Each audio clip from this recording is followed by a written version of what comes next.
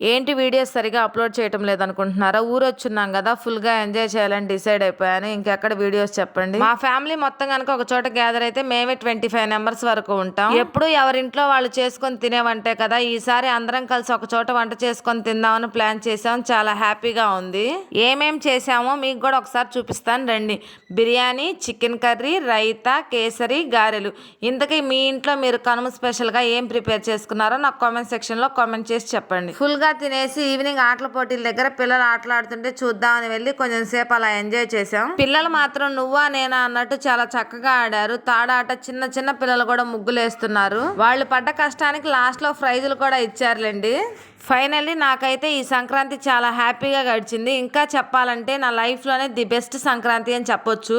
నాలా మీరు కూడా ఈ సంక్రాంతిని బాగా ఎంజాయ్ చేసి ఉంటారు అని అనుకుంటూ once again happy Pongal. Video నచ్చినట్లయితే please like, share and subscribe.